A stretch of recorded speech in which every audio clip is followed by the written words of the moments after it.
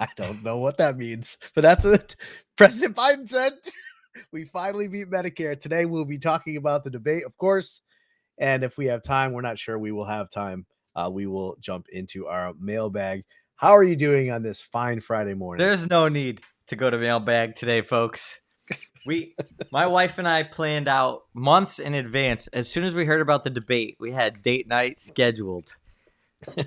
Trump debate night is a highlight. We it's like make the popcorn, get ready for some awesome entertainment. And last night did not disappoint.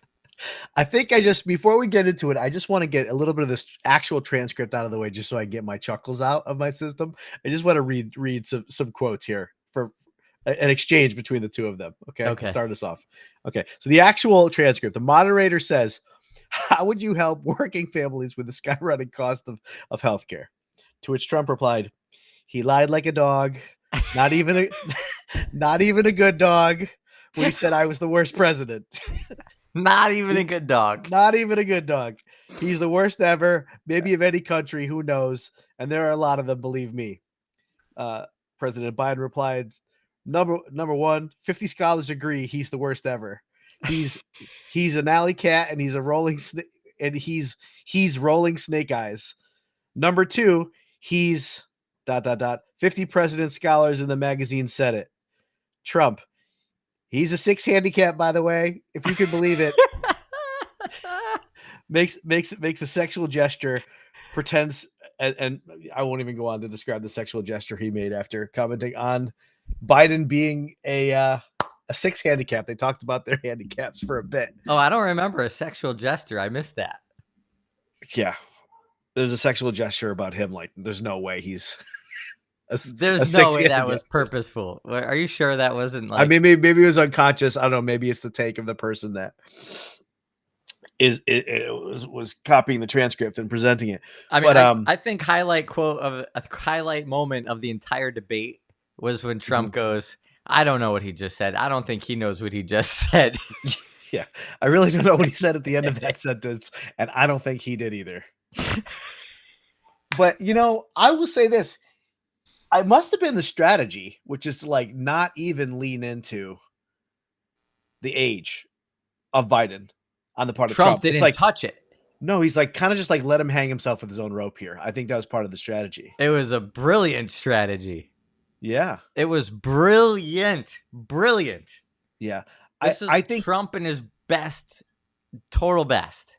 Yes. I think he tried to express himself as like a little bit more, like less unhinged, like a little bit less unmoored, like kind of like stable, presidential, and just above the I don't know, the grime of politics. No, and in the middle, like he started off strong. In the middle, it got a little weak, and then I think he got a little flustered. And then towards the end, he was just picked back up again, and he came out like a champion. It was unbelievable.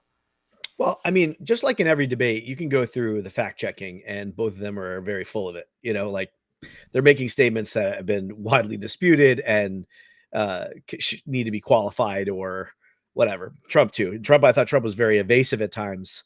And super redirecting. And like, yeah, but I don't know that. I mean, I think fact checking, I mean, I don't know. I didn't look at all the details, all the data, but correct me if I'm wrong, but I think Biden was like overtly, flagrantly using totally debunked data points and returning back. And Trump's personality was running the debate, but not, I don't think data points that could be fact checked.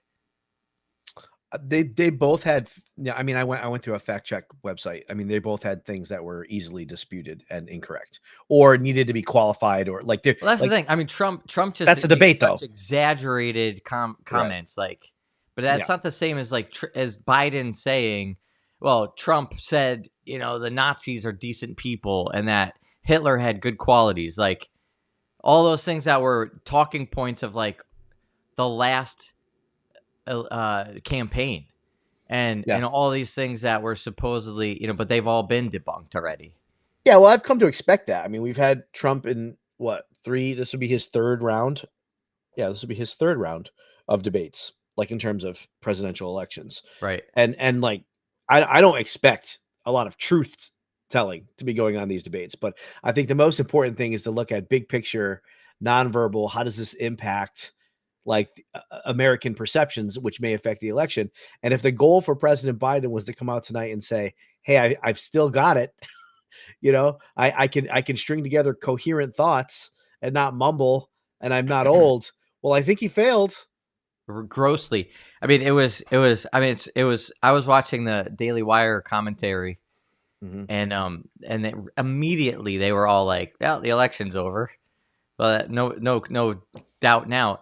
But they were saying that the most sort of prevalent thing is that all, like in the first time in history, the Democrats are not claiming that the Democratic candidate won. I know the debate. So like every debate, it's like, oh well, our guy did the best, and the other side says our guy did the best. This is the first time ever that both sides are like very clear who did the worst. Yeah, it's no question. You can spin that, which is so interesting because before this debate, a lot of Democrats that I have spoken to, and I speak to a lot of Democrats, they would say that the Republican criticism that Biden was too old was way overblown. They were like kind of like cherry picking little clips, and like everybody has little deviant verbalizations. Oh, it's deep fake videos. Right, like you can't hide this. You could not hide that. The debate was not deep faked, folks. That's actually our president. And like, I couldn't believe it when he's like, we're so respected all around the world and nobody will mess with the United States. I'm like, what delusional fantasy world do you live in? Like, are you kidding me? Putin wouldn't dare to make a move. Like, this is the most insane line of talking points and reasoning I've ever heard. Like, twist it, make it different. Like, somehow you got to spin this differently. But just flagrantly proposing this idea that somehow the United States is the most respected country in the world today is the most obvious falsity you could possibly state on a debate stage. People are not scared of us like they used to be. Countries are not as scared of us. People don't respect us. People are not scared of us. It's like nobody actually thinks that the United States is great right now. Now, I'm not saying that we're not great. I think we are one of the greatest countries in the world. Yeah, by far. But that's not other people's perception. No, I think he was trying to. I mean, there is an argument. There's a pushback against all the criticism of the United States that talks about how, like, actually compared to the rest of the world in terms of like economic opportunities, in terms of diversity and tolerance and acceptance of multicultural, demographics and multicultural groups, like we're way beyond most of the world. Like we still have the world's most powerful military. Like we have American ingenuity. Like we're doing fine. We're not a third world country, and we still probably have an edge over most countries in the world. Yes.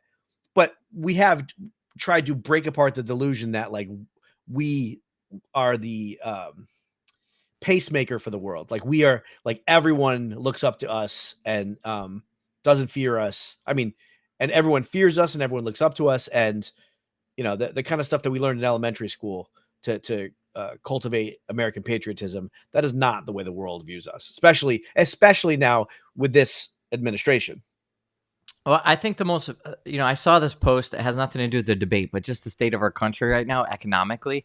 Like the thing that people are just not, like it's been the frog in the boiling pot of water, and everybody's like, oh, I feel it at the pump. I feel it at the grocery store. Somebody posted their Walmart order of 44 items that was saved in their app from 2022, just 2 years ago, and reordered the same shopping list. And in 2022, it was $126 for these 44 items. And in 2024, it was $414 for the same exact 44 items. Wow. Like, that's frightening. Insanity. Yeah. In 2 years. This is unbelievable. Yeah, and I've heard the argument that, the economy is what it is and inflation is what it is because the current president had to deal with the poor decisions of the previous president. You often hear that argument.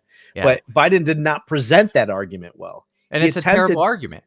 Yeah. It's so many economic analysis that are accurate, like not just inflammatory and throwing shots. It's so clear.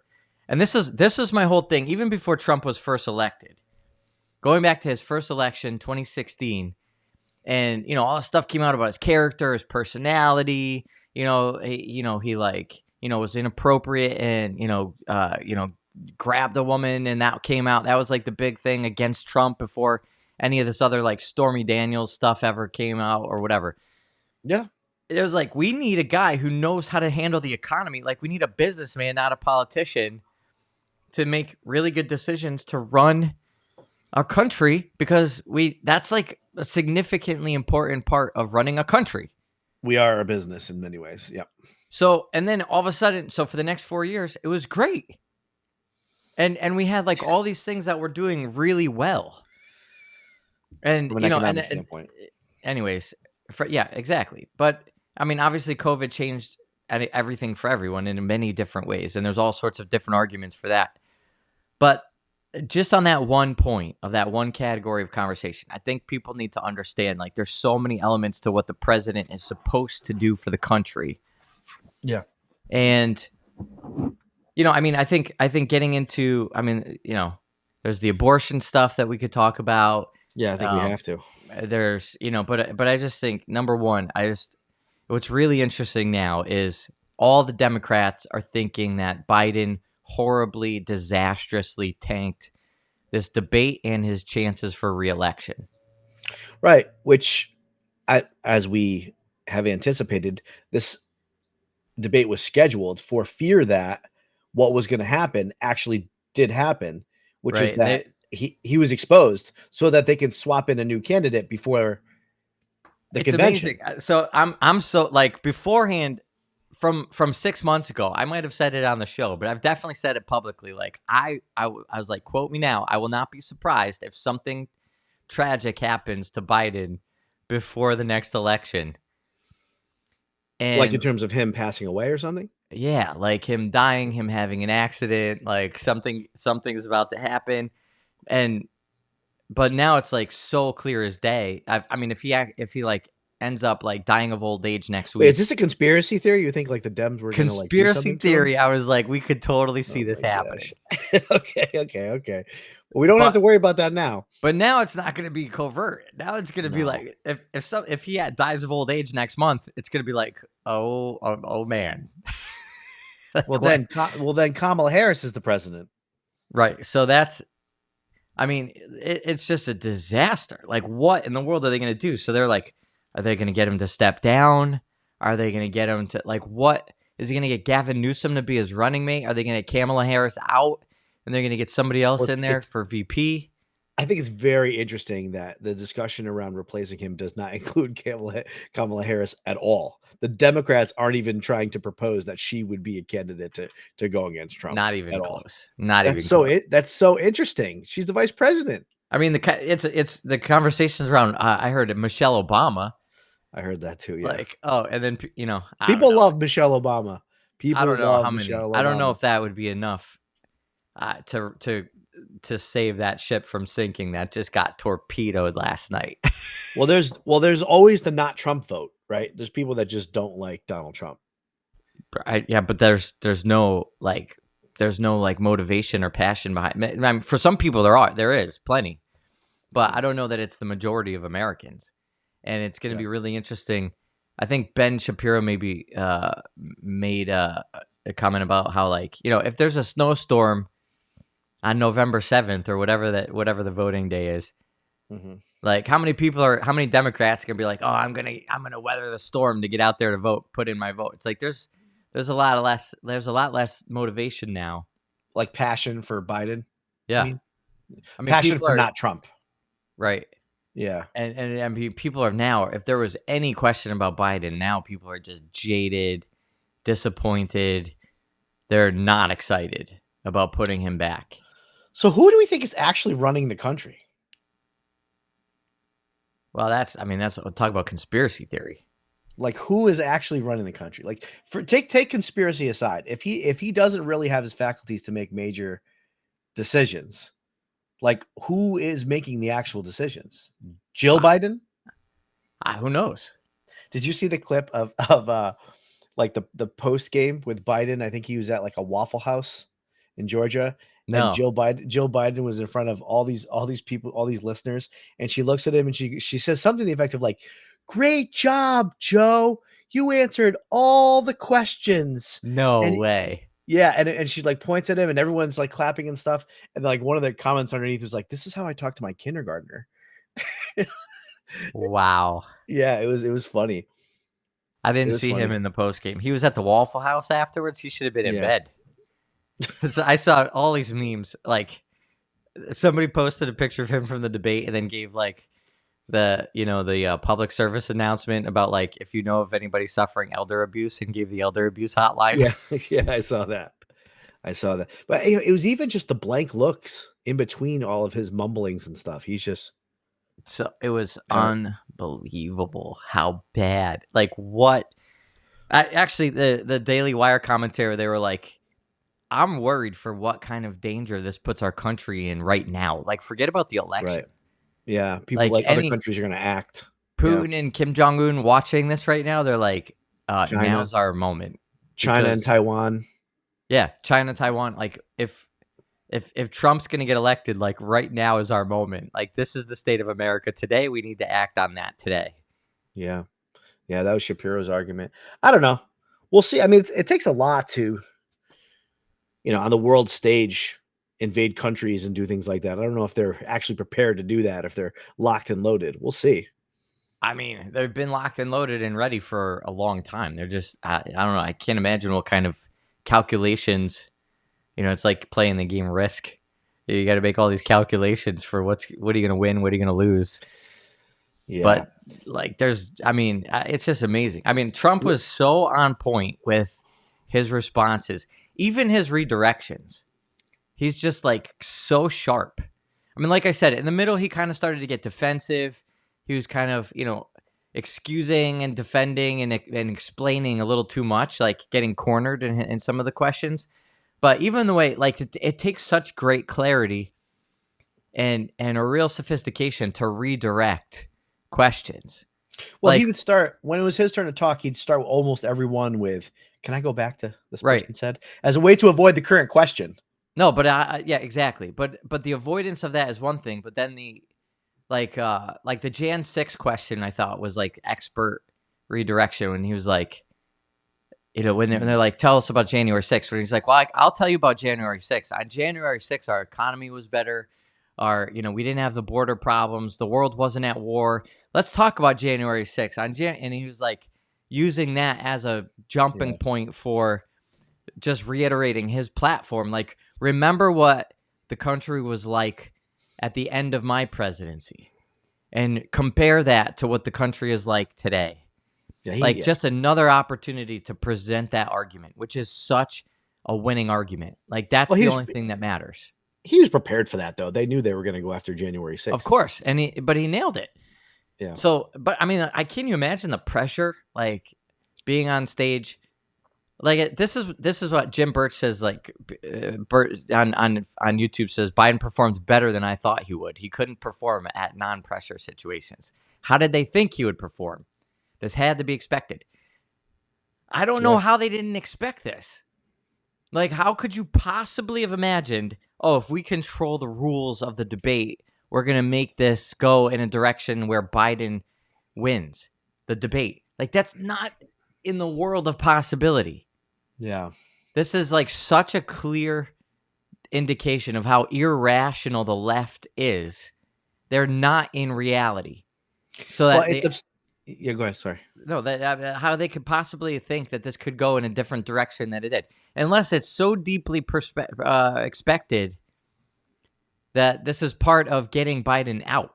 Like, maybe that's part of the plan. That seems to me to be the more sophisticated thing. I think the bigger transgression is hiding how bad he's become for as long as it must be for at least 6 months to a year, in terms of not being transparent with like how he's functioning from a cognitive perspective. I mean, that's upsetting. So that's been hidden from everyone, and it's been leaking out, but spinning it and saying he's fine. I think that's terrible. But yes, I could see them wanting to. I mean, these aren't idiots. I mean, the Democrats are smart people. I mean, I'm sorry. I'm not saying they're not smart people, but that's a broad classification. What, idiots? Well, I mean, it's like how you could be too smart for your own good. You could be like so smart you're stupid. Like, how can anybody think that a man can become a woman? Like, this is like you're overthinking this issue. You're not clear. Like, how can you think that all these gender reassignment surgeries actually changes a person's gender? It's like you're not thinking clear. And then we're going to do this to children experimentally. Like, something's wrong with you. You have a medical degree. You're supposedly one of the smartest people of our human race. Yeah.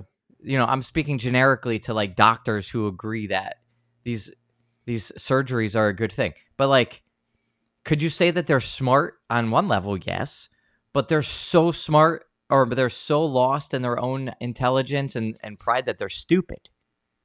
Yeah, I think that marks a lot of the leftist ideology. But do you think that kind of being too smart for your own good contributed to why they would trot him out on and have this debate? Or I think it's more likely that it was like, this is an opportunity to get him swapped out. Like, who thinks that Kamala Harris is a good pick for a vice president? Probably from a demographic diversity perspective, she was good. Do you understand? I'm not saying she would make a good president. How denigrating is that to like every woman and every person of color? Like, you're telling me that this is the best example of a woman of color that you could have positioned for a diversity play? Like, this is a laughingstock outrage to humanity in general, to put this woman in front of a video of any recording that we're ever going to be able to show the history of our race, any American, for generations to come. For as long as God allows this nonsense to continue in our world before the second coming, that we're going to have to say, this was what it was to be an American in the 21st century, that our country elected this laughingstock of a person to be the vice president of the United States. That's outrageous. Yeah, for sure. And I think it's like, that's not a diversity card does not justify that. No, she's not very good. No, she's not very good. No, and I'm surprised that it didn't identity politics and these kind of like cultural DEI kind of positions weren't debated at all last night. I'm surprised that wasn't part of the questioning, because I think those issues are really important to people right now. It's important, but it's almost like this stuff is so obvious that you can't even touch it. It's like it's like talking about Biden's age. Like, Trump doesn't have to say a word. He would be unintelligent to make that a point. As unintelligent as Biden was to try to bring up like calling Nazis good people. Like, the clear differentiation of intelligence here is so remarkable and drastic. Yeah. And you have to be missing intelligence to claim anything other than that to be true. Yeah, I think like they wanted to have Biden channel like his inner anger. Like, when he first came out, he's speaking very quickly. Do you notice that? He spoke very quickly. His first answer to his first question, and just his presence, his demeanor, it was like a furrowed brow, and he was like on the attack all night.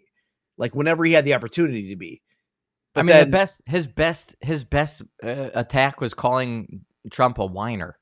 He's like, oh, he's a whiner. Trump didn't even bite. What's that? He called him a felon. Oh, that's true. He called him a felon, and then he brought up, I think he riled up Trump the most when he claimed that Trump made the comments about the soldiers, the losers and suckers, or whatever that comment was. Yeah. I think that was probably the most triggered I saw Trump. So you don't think that was? I thought that was a calculated response by Trump, because he doesn't get angry very often, and I think that was like an important demographic to gain support from. So I thought that his angry response was actually calculated. Possibly. I mean, I don't think he was triggered, because like I don't think he gets triggered like that in that sense. I think he's in. This is like performance art for Trump when he's on stage. I don't think he's like I think he has a performer part Maybe that was operating the entire time. I don't think he got triggered by that statement. I think he thought, if it looks like I'm anti-soldier, that's really bad because I'm like the police vote and the military vote and the border patrol votes. Those are my people. Do you see Border Patrol? Like the Border Patrol Union tweeted as soon as that part came up, and they're like, "We absolutely, under no circumstances, support Biden at all. Like, we do not endorse Biden at all." Yeah, I saw that. Wow. Yeah. This is like unbelievable how bad this is for the Democrats for that position. Unless it's good for the Democrats. Unless it's good for the Democrats. If it's that, I think that's giving way too much credit. It's way too much credit. Like they could, but these people are around him every day. He literally cleared his schedule for a week leading up to this for debate prep. So like they have to know that he's in cognitive decline. So they must have. Here's the thing: the operators.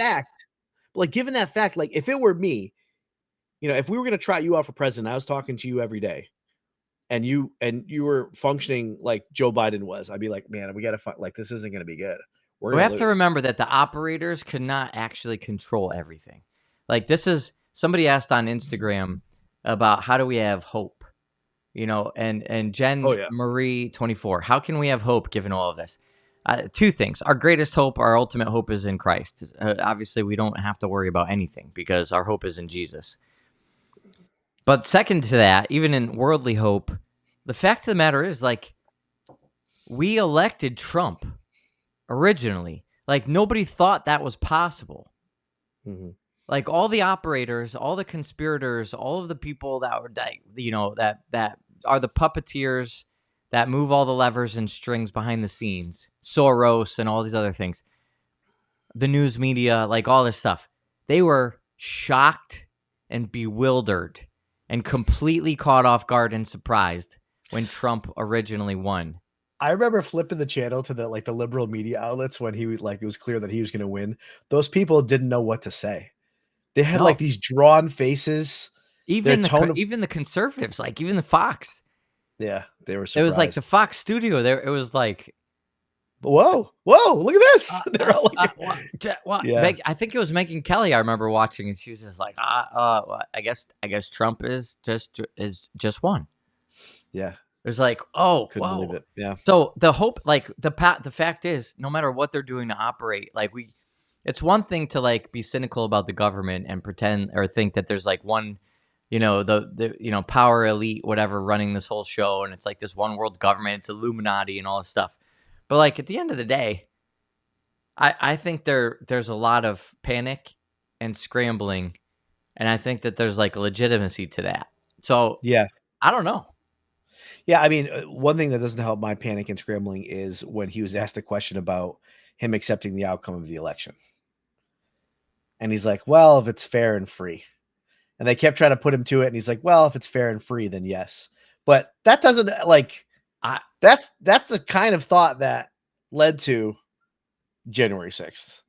And listen, I'm not a conspiracy theorist at this level, but I have serious suspicion about the sort of, the veracity of the election results. Mm-hmm. I mean, when I have not last election, no, but those all went through the courts though. The courts that just gave Trump 34 felonies. Like, you gotta trust the justice system at some point, right? Not at all. I have a friend that's watching this who just messaged me and says, my hot take of the day is that Greg is a major conspiracy theorist. He just doesn't know it yet.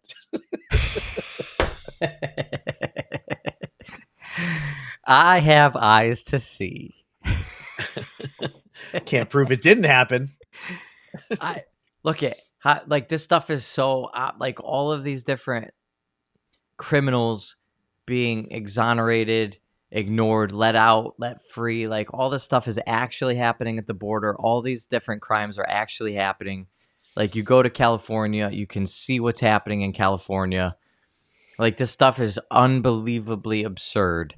And I know, like, I brought this up, even going back to the gender assignment stuff. And it's like, oh, kids are being taken away from their families. And you're like, what? Not here.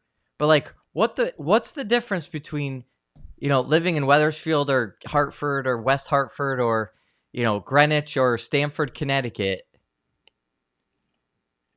and living in Wyoming or Montana or California or Missouri or Florida? Like, we're all Americans. We are Americans. And we all are experiencing things at different points of the spectrum. But these things are actually happening. Like, this is not a conspiracy that kids are taken away from their families. And the families that had their kids removed never in a million years could have thought that they send their kid to school and their kid gets brainwashed by their counseling department and then social services take their kids away from them. Like, those parents had the same exact innocence of expectation that you do about your life and your family and your kids going to your school. So it's not conspiracy theory to be like, oh, that's crazy that the government can take your kid away because you're not affirming their pronouns. Like, no, actually, it's actually happening.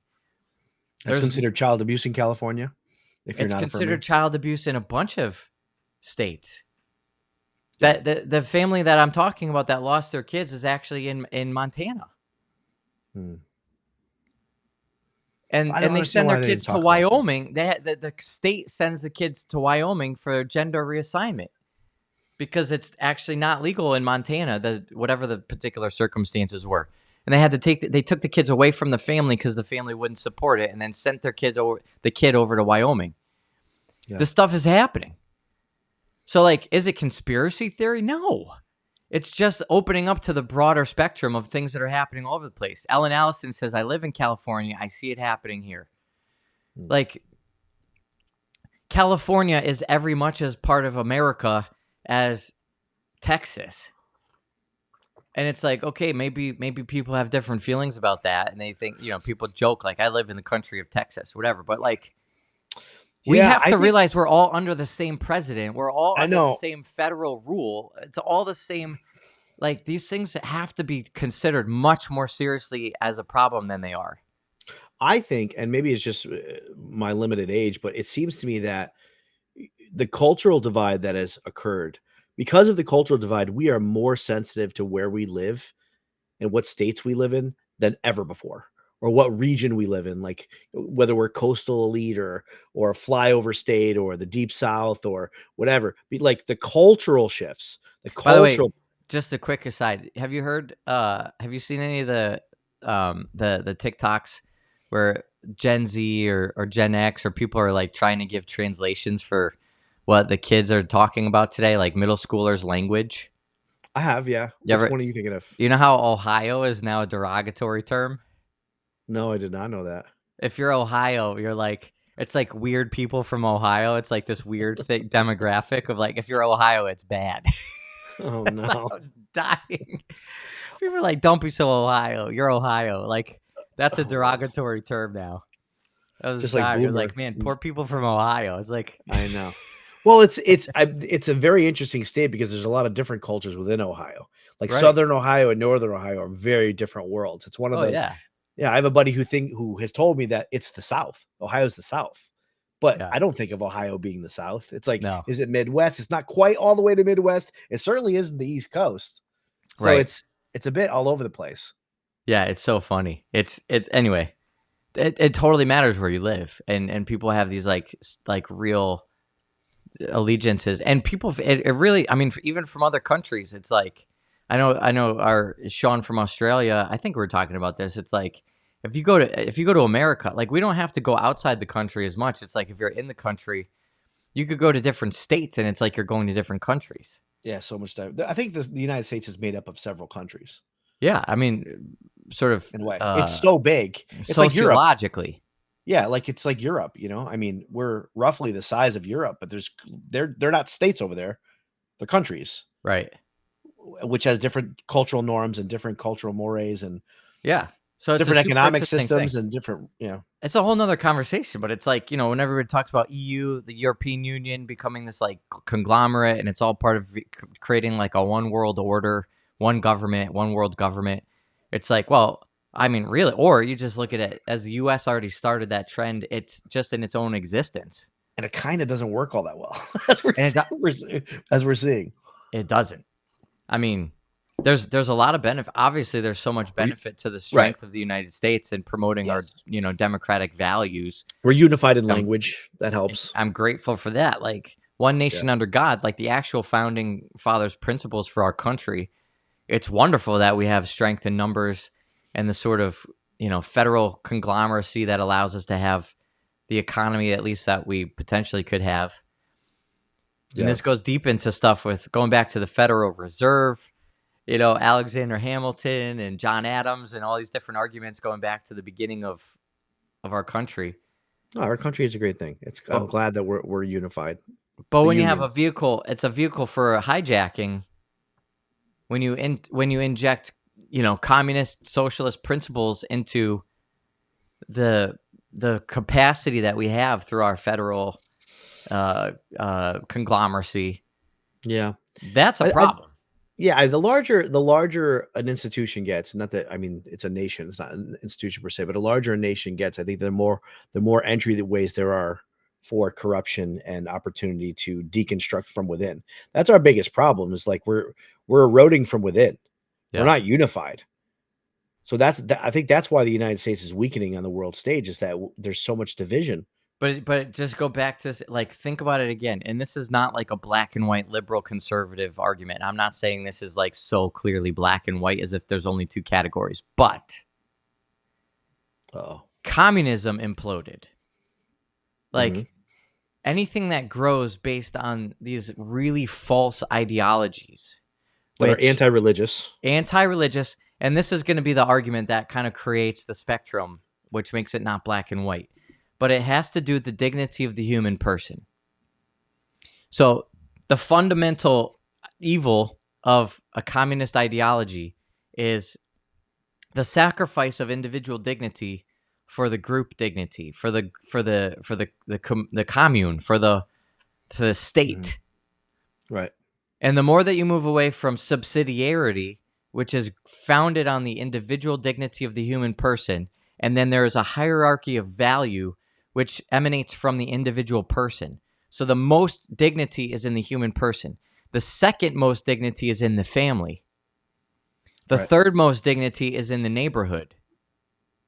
The fourth most dignity is in the town, or the fifth is the state. The sixth is the country.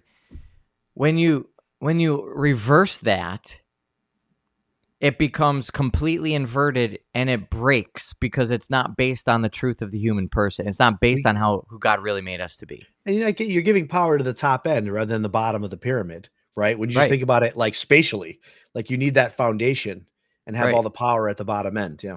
Right. So a country that's founded on individual dignity and the principles of the human person and dignity is going to thrive. It's going to grow. It's going to become fruitful, the way that families are fruitful when the individual dignity is reverenced. And then when you start to go to the other end of it, that's when the community it overtakes the individual, and then it becomes infertile. And so that's what happens to communism. Communism is the most infertile system possible. Yeah. Because it completely rejects the dignity of the human person, and it can sacrifice the person for the good of the state. And that's why it can never thrive. Not only that, it's an ideal that's not reality. There's still people in control in a communist state that determine distribution. There's no equitable distribution in a communist socialist those individuals are as replaceable as Biden. Like the idea of the state is bigger than any one person that matters. So it's like they're all puppets. Just move people around, take people out. And when you say, like, who's really calling the shots, that's why it's like no one person in the leftist system has the dignity to even have the responsibility of calling the shots. Human freedom is not part of that system. Yeah. So it's intrinsically disordered in that way, which is why as soon as you take, like, I thought this was the best argument ever. It's like, if families are, no, who was I listening to that said this? It was, I just saw this in some news cycle, but a mark of good society is that the people who want to have children. And there's, a value to, but when you're supporting a system that supports children and you want families to have more kids, that's healthy. But we're stopping that. We're going to infertility as the ideal. And then we're opening up the borders to bring in non-Americans to become part of our country, to booster up our numbers, to bolster up the economy, like whatever else. It's such a false solution. Well, that's one of the debate questions too, which was to highlight like there's the economic implications of what you're talking about. It's like how much does it actually cost to raise a child? I've seen a lot of articles lately around this idea. People are limiting how many children they have because they're terrified that they're not going to be able to afford them because of the financial strain. That's not the only reason. I mean, I think that's the current cultural climate around having children. Go back a little bit, selfishness typically is the reason why people don't want to have children. They don't want to stretch themselves. They want to give of themselves to have children. That's why our birth rate is down. And I think if the trends continue, the Western world, much less the United States, is going to disappear. We can't we're not populating quickly enough because we're not interested in having more than, I think it's like I could be wrong on the stat, but it's like 1.25 children per family.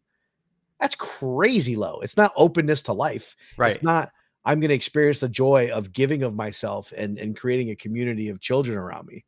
Right, exactly. And so it's just a culture of death. It's like these are not religious, theological problems and arguments. These are philosophical, sociological realities of human culture.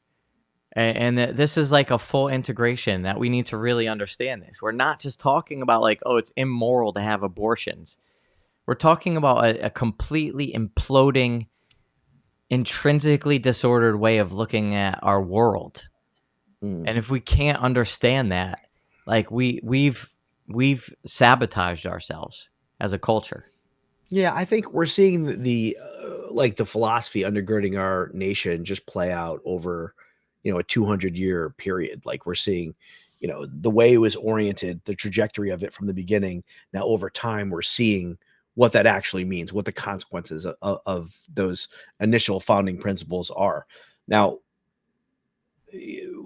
our country was founded on Judeo-Christian principles, but we found a way to try and suck the marrow out of our country and take the Judeo-Christian principles out and make it more of a secular state. And so on the one hand, we do want a separation of church and state, right? There's a reason why people came to the United States from England, because of the religious oppression. And you want those things as separate, but what informs the political philosophy needs to be the principles that are true, what is true, good, and loving for the human person. Yeah, exactly. Which comes from religious tradition. Right. So that's where this, think about how wounded are the individuals involved in this, because it kind of goes back to, there's the illusion of importance and power when you're the person holding the money and the power and orchestrating this, but then they're so quickly replaced. It's kind of like the P. Diddy situation. Like when is that a jump? This is not a non sequitur.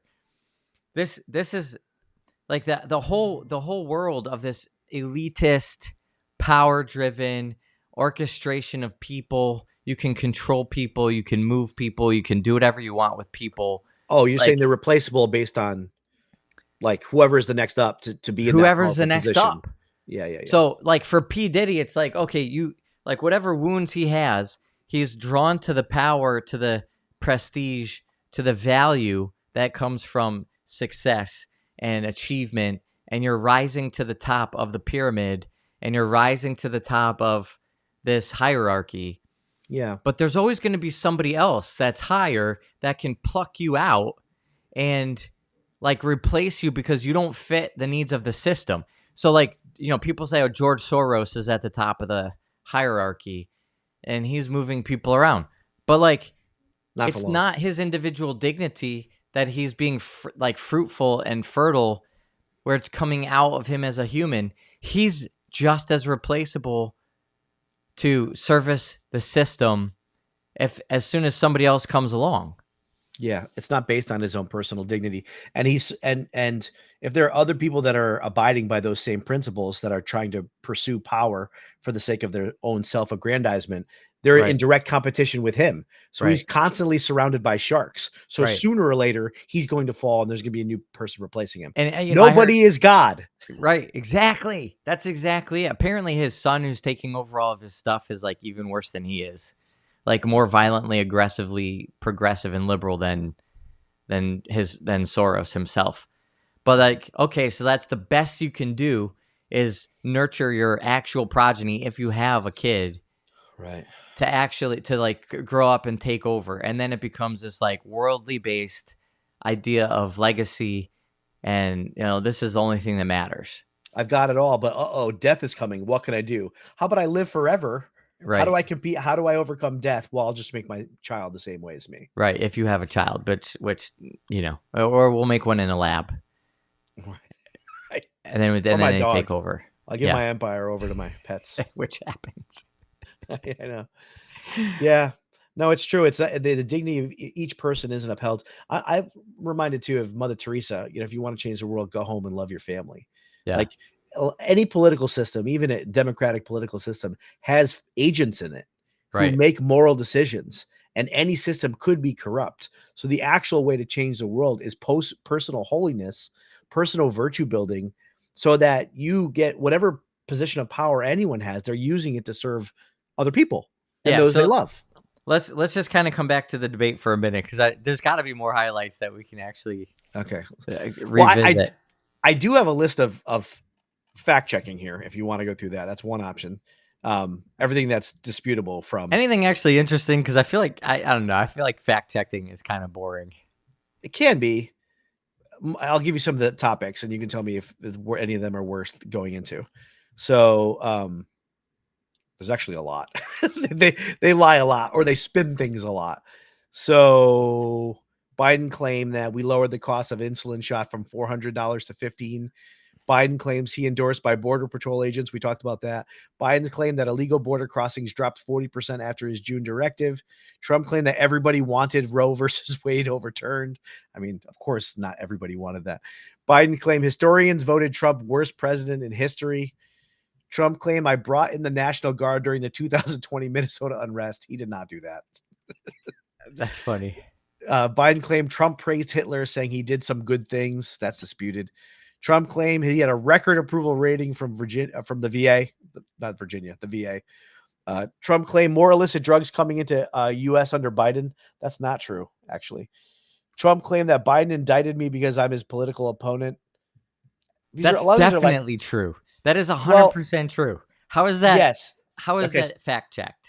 This is false, is the first words. Trump was indicted and convicted in New York for falsifying business records, yada, yada, yada. But there's no evidence Biden or his administration had anything to do with these charges. Since I'm sorry. You do not brought up by the state of New York. Conspiracy theorist to know that you're reading something that is so biased.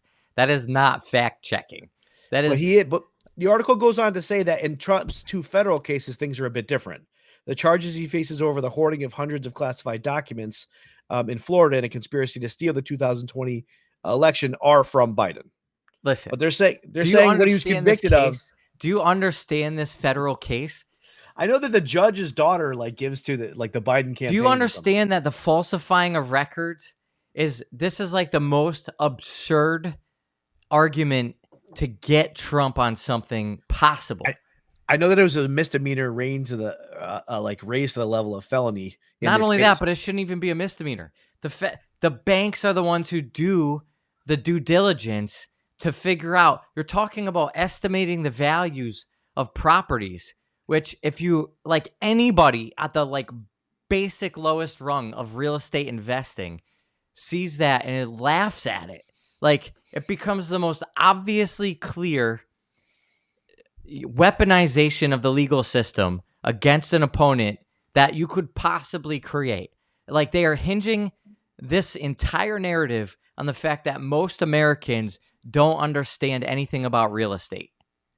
I'm one of those Americans. Which is, so in order to get these loans, you have to come up with values, and the banks are the ones who do the due diligence to make sure that what you wrote on your application lines up. Like, if I'm going to get a mortgage, the mortgage company has to do an appraisal on the house. Right. So if I'm like, hey, bank, I want to borrow $1 million to buy this house, and the collateral for this loan is the house. So the bank says, if I'm going to give you $1 million, I got to make sure that the house is worth $1 million. So am I going to, as the bank, going to trust me that I say, no, don't worry, bank. I worked it out with the seller, and the seller said it's worth $1 million. I believe it because I'm buying it. I think it's worth $1 million. Can I have $1 million to go buy this house? And the bank is going to say what? Oh, sure. Here's $1 million. No problem. The house is the collateral. So if you can't pay back your loan, we're going to take your house. Yes. The bank says, well, maybe I'll give you the money, but let's go look at the house first. Do we agree that the house is worth $1 million before we give you $1 million for that house? The bank goes and looks at the house. They say, okay, sure. It makes sense. The house is worth $1 million. We'll give you $1 million. So here's the money we're going to loan you, and you have to pay it back, or else we're taking the house in lieu of the payback for the loan. This is the way real estate works. So Trump filled out the loan applications, and then the banks evaluated the loan applications and agreed of the values that he claimed, and then the deals were made, and Trump paid back the loans. The banks are happy. Trump made all of his deals that he needed to make. And then years later, now they're coming back saying, let's step in as the government. Let's look at that paperwork. You said these properties were worth what? Oh, what are you basing that on? That's fraud. We don't think that it was worth that much. And the banks and Trump are going, what are you talking about? I thought you were trying to make an analogy between this and the hush money for Stormy Daniels. No. That's a separate, completely separate issue. Okay, that's why I was confused when you were like, I understand everything you're saying about appraisals and houses and about real estate. No, I'm talking about the real estate accusations. I see. I'm talking about the Stormy Daniels thing, a whole nother situation. That's a whole nother level of intricacy and analysis. Mm-hmm. But that's where he was convicted. Sorry. I mixed up the two with the 34 felonies. But in both cases, you have this radical weaponization of the legal system against Trump. Mm-hmm. So when you say like, okay, that can happen, going back to voter fraud, it's like, do I just believe in this carte blanche? Like, oh, if no court has seen what all these other people are seeing, all this evidence is coming up, people convicted individually of mail-in ballots, fraud, of what was the last time I saw some video of guys stealing a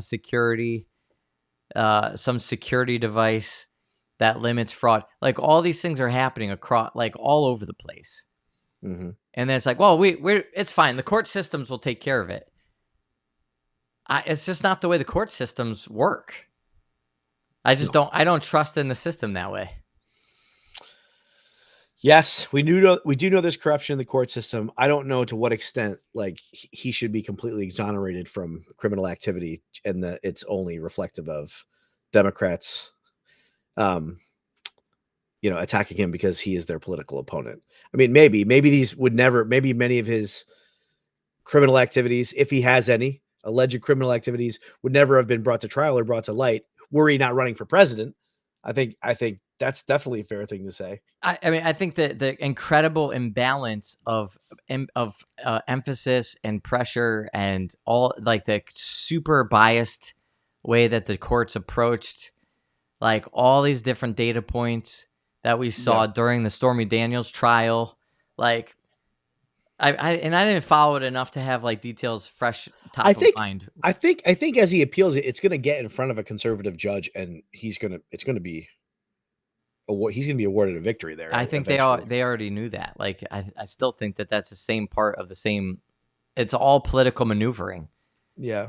Which is why it's like, okay, did something bad probably happen? Like, I don't know Trump's heart. I don't know his interiority. I don't know what actually happened. Did he actually have the affair? Like, did those things happen? He says no. I don't believe that. I don't believe that for a second. Okay. But the point is, like, JFK had affairs. Like, sure. Every president, like, who knows what actually happens? Again, what's the point of a president of the United States? And so are we going to have some idealistic conversation about should the president represent the morality of a generation? And people look up, okay, let's have a real conversation. What's actually happening? And who do we actually have available? And what's the actual rise to political power? And who can actually be a president? We're not going to have, Padre Pio be the president of the United States. That's not the way any of it ever works. That's a fantasy conversation. It's a beautiful one. Well, if Padre Pio is a president, we learn a lot more about the aliens. Well, he was wrong about aliens, but he can still be the president of the United States in my book. But nobody else, like he's not going to ever, nobody with that kind of moral virtue. It's not like we can combine the two and say, no. Essentially, you have to step on people to get to that position of power. You have to commit immoral acts to get there. It's impossible to just live a virtuous life and become a president of the United States or to be in Congress. Like, it's required. At this point, given our culture and we're not in Christendom. We don't have, have the King of France being the Prince of Jesus Christ. Yeah. Crowned by the Archbishop in the cathedral. Like, we're not in that kind of world. I would argue too. It's not even okay. Say maybe that's not true. I mean, we know that everybody commits immoral acts, but say it's not true that you need to commit moral acts to become the president of the United States. I think there's something psychologically interesting about the desire to be the president of the United States. Like, it is driven by personality defenses to want to be the leader of the free world. Like, to think that I can make the decisions that are best for everyone. I don't think there's a lot of altruistic reasoning to get into politics in general. No, the complication of how to actually do that job is beyond anything that you could. Yeah, you're right, 100%. I agree with that. I agree with that completely. Would you? Why don't you run? I don't even want to run Catholic Psych most days of the week. Would you run for mayor? Would you run at a local level? I don't think so. I don't think I would. I don't know. I mean, the complications and the difficulties and the stress, and it's like, I want to run my family. Like, I want to be here to serve my family. Yeah. Like, think about that. Like, what do you have to sacrifice in being available to your own children? Listen, idealistically, is this possible? Absolutely. I don't know that we are even close to a culture that allows for healthy living and to be a politician. Like, yeah, I watched Walking Dead for a number of seasons, and like, thinking about being in a post-apocalyptic world where you're like Rick Grimes, and like, you only have you have 30 people. Can you manage leading 30 people and do it with virtue and be an example to your children and be part of a community? Like, okay, maybe if you want to be a mayor of a town of like 100 people, like, okay, maybe that's different. But I know a mayor of a town of like 100 people. We both do. And she says how complicated it is and how stressful it is. It's like, I think she's super virtuous and like a beautiful example of her Catholic faith and her, but I don't think she wants to rerun for, I'm pretty sure I don't know if she's going to rerun for, it's like, I don't know. I want to keep doing this forever. Like, you're going to upset people no matter what. You're not going to keep people happy. Yeah. And if that's what's driving you, you're in trouble. Mike Marshall wants to go for another hour. If we go for another hour, Mike, we're pulling you on. You sure you want us to go for another hour? I don't think we're going for another hour today. No. Let's see. Ellen says they're afraid of Trump cleaning out the corrupt in the government. He'll actually get rid of people. He said last night he fires people. Biden doesn't. That's another great line. Funny. I loved it. He's like, funny. You don't fire people, Joe. It's like, Mike says, never mind. He's not getting pulled into this nonsense. Firing people's, I mean, that's a big topic, isn't it? It's another big topic. You need to be able to fire people that are not doing the job. Yeah. I mean, business, again, back to business ownership, got to hire slow, fire fast is the business principle. It's like, that's really hard to do. I mean, that was his tagline for a number of years from his reality television show. You're fired. You're fired. Do you remember that? He's great. That's so good if he's good at that. Now, whether or not he's firing people for not doing their job or just not supporting him and being a yes man to him is another question. Or if he doesn't feel bad and see the person that he's firing, if they're just a cog in the wheel and he doesn't think about like the actual implications and the emotional resonance of letting someone go and trying to, I feel like this is another piece of his media picture that may be completely false, but I saw about a reel or some video snapshot of him, and it was back to the debates from the primaries in 20. I think it was 20 because it was Ben Carson. No, it was maybe 16, and they were getting called onto stage for the debates, and it was like a backstage camera that was showing what, as people were coming up to be called out onto stage. And Ben Carson was called, but then didn't hear it. So he was waiting still on the backstage, and everybody else then was getting called and going by him. And so he's just standing there like waiting, and then Trump is called, and then Trump comes out and he realizes what happened, and Ben's still standing there wondering what's happening, and Trump sticks next to him, and he doesn't go out onto the stage. So everybody else is called out, and they're all standing up there, and the two of them are standing in the backstage. So the announcer is seeing on the front end the podiums, and Trump and Carson's podiums are empty, even though they've both been called, and so they're about to start the show. And so the announcer has to re-announce Ben Carson and Trump, and then the two of them walk out together. And it was like this like incredibly magnanimous moment. Yeah. That like his clarity and presence of mind, like seeing what's happening, like making a decision about how to handle this in a way. To go against the grain and not just walk out when his name is called. And this is not a man who's like so narcissistic that he's blinded by like his own interest. I don't know. And then you hear stories from people that actually know him, people that worked for him, that support him. It's not just MAGA Americans in the pop like crowd think that have been brainwashed. It's actually a lot of people that know him, that really like him and believe in him. I think there's a balance. I also have spoken with people that know him personally, and we'll talk about how he's very self-centered and narcissistic. You have personally spoken to people who personally know him and have told you that? Yes. Give me an example. I will not do that. But I assure you that this is true. Yes. Okay. Well, it's 12:04.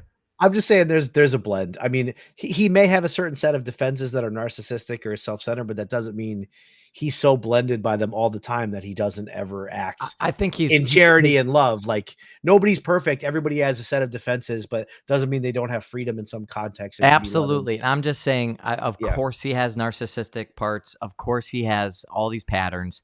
He can be pompous. He can be bombastic. He can be sensational. He can be all these things. And I just think there's a lot more dimension to his personality than people necessarily give him credit for in the media. And, I think given our certain circumstances and our place in culture and time in history, given the state of our country, given what we really need to move forward one step, as Father Benedict Rochelle said, what's the next good step? Donald Trump is the next good step for our country. To your point, you would like, okay, Does he have a media personality, a certain way in which he presents himself? Sure. You and I are live right now, right? So there's parts of us that are emerging as on this podcast, talking to each other. Is that the full expression of who we are in all our parts? Are we like this all the time? Are you citing conspiracy theories when you're at the dinner table? No, not at all. We all have parts, and we all have roles that we play based on those parts. 100%. Well, thanks for sharing some of your parts here. I think more of your parts were available today than thanks mine. For creating space for some of my parts here. Yeah, I big takeaway. Not looking good for the Dems. Biden, let's pray for Trump. Pray for our country. Pray for Biden. Pray for Biden. All of them. All right. God bless you, everybody.